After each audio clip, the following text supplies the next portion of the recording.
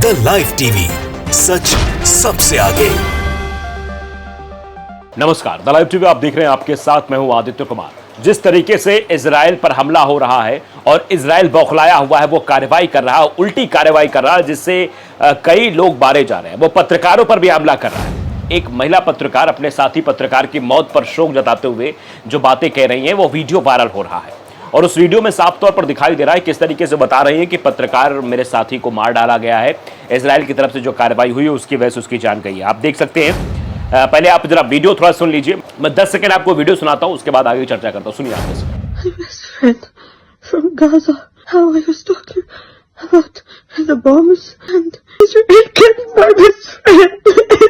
तो सुन लिया आपने।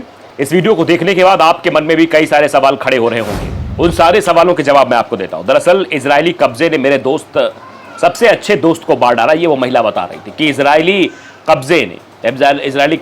कब्जे में मेरा दोस्त था और उसको मार दिया गया। यह सीधे तौर पर आरोप इजराइल पर लगाए गए हैं।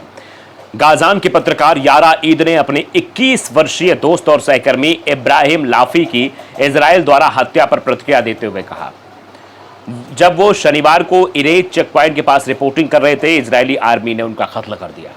ये सीधे तौर पर उन्होंने बताया। तो इजराइल की मानसिकता देखिए।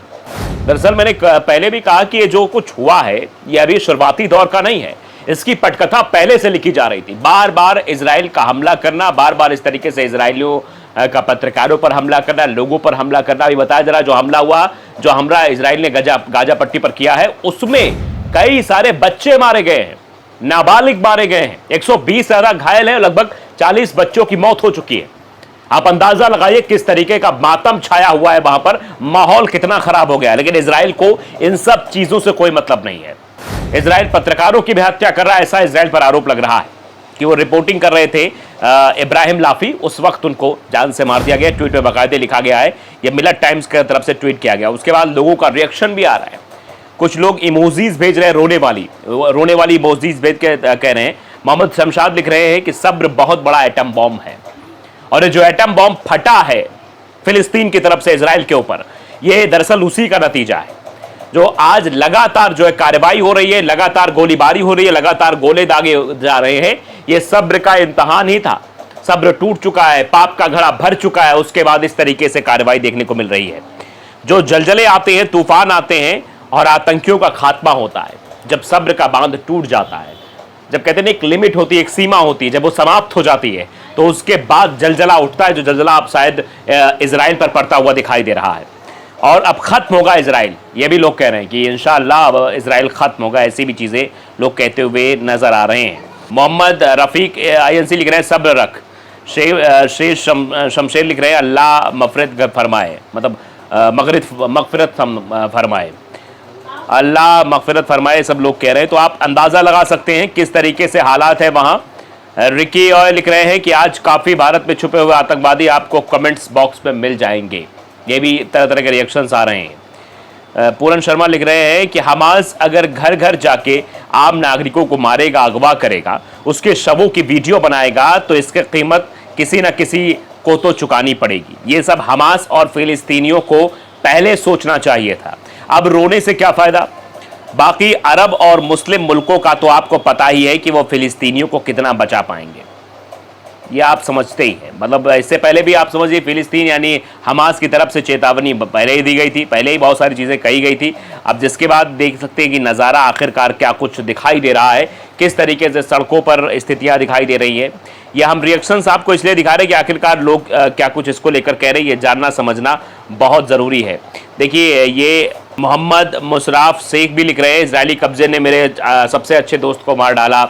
तो ये आप समझ सकते हैं कि लगातार जो है ये चीज़ें वायरल हो रही हैं, इनकी खबरें वायरल हो रही हैं, और ये सब देख के समझ में आता है कि आखिरकार इजराइल में इस वक्त माहौल किस तरीके का, और इजराइल जिस तरीके की कार्रवाई कर रहा है उसमें कैसे मासूमों की जानें जा रही हैं। देखिए, आज तक की हेडलाइंस मैं आपको दिखाता हूं कि किस तरीके से वहां पर हालात बद से बदतर होते जा रहे हैं। इजराइल ने गाजा पट्टी में मचाई तबाही, 20 बच्चों समेत 400 लोगों की मौत। ये इजराइल की तरफ से की गई है। अब इजराइल का असली चेहरा और इजराइल के समर्थन में खड़े हुए लोग ये देखें कि इजराइल किस तरीके से 20 मासूम बच्चों को मौत के घाट उतार दिया, 400 लोगों को मार दिया गया।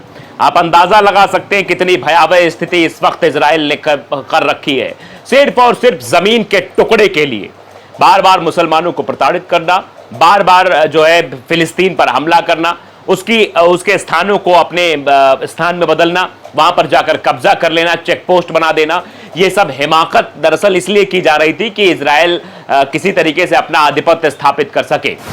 और फिलिस्तीन बार बार कहता रहा है कि ये जिस तरीके से इजराइल कार्रवाई कर रहा है ये अच्छा पड़ोसी होने के संकेत नहीं है। और अभी हमास के प्रवक्ता की तरफ से जो बयानबाजी हुई है वो यही हुई है कि जितने भी अरब देश हैं जो अगर इजराइल के साथ खड़े होना चाहते हैं वो अपने संबंध खत्म कर दें।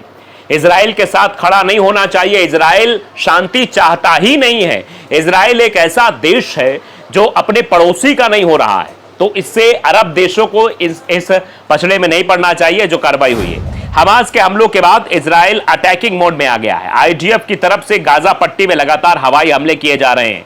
गाजा में इजराइल ने कई इमारतों को तबाह कर दिया है। गाजा में अब तक 400 लोग मारे जा चुके हैं, इसमें 20 बच्चे भी शामिल है। वहीं इजराइल में करीब 300 लोगों को मारे जाने की खबर है और यहां दोगुना मार दिए गए हैं। वहीं इस जंग में लेबनान का हिजबुल्लाह भी कूद गया है। इजराइल पर शनिवार तड़के फिलिस्तीन के आतंकी संगठन हमास ने इजराइल पर महज 20 मिनट में 5000 रॉकेट दागे थे। हमले में अब तक दोनों तरफ से इजराइल और फिलिस्तीन सैकड़ों लोगों की मौत हो चुकी है। 1500 से अधिक लोग घायल हो गए हैं। वहीं इजराइल के हमलों में गाजा में 400 लोगों की मौत होने की पुष्टि की गई है। वहीं हमास इजराइल की जंग में लेबनान का हिजबुल्लाह भी कूद गया है। हिजबुल्लाह की ओर से इजराइल में मोर्टार दागे गए हैं। हालांकि आईडीएफ ने इस हमले पर पलटवार भी किया है। प्रधानमंत्री कार्यालय पूरी तरह से मद्देनजर बनाया, जिसे मीनाक्षी लेखी ने कहा, हमने आपको बताया था इजराइल पर हमास आतंकियों के लिए हमले पर विदेश राज्य मंत्री मीनाक्षी लेखी ने कहा, मुझे कल रात कई संदेश मिले और पूरी रात हम काम कर रहे थे, लेकिन मुझे यह भी पता है कि प्रधानमंत्री कार्यालय हालात पर नजर बनाए हुए है। पहले भी विदेशों में फंसे नागरिकों को हमने बाहर निकाला है। वो ऑपरेशन गंगा हो या वंदे भारत हो, हम सभी को वापस लाएंगे। मुझे यकीन है कि भारत सरकार और प्रधानमंत्री कार्यालय सीधे उन लोगों के संपर्क में है और हालात पर नजर बनाए हुए हैं।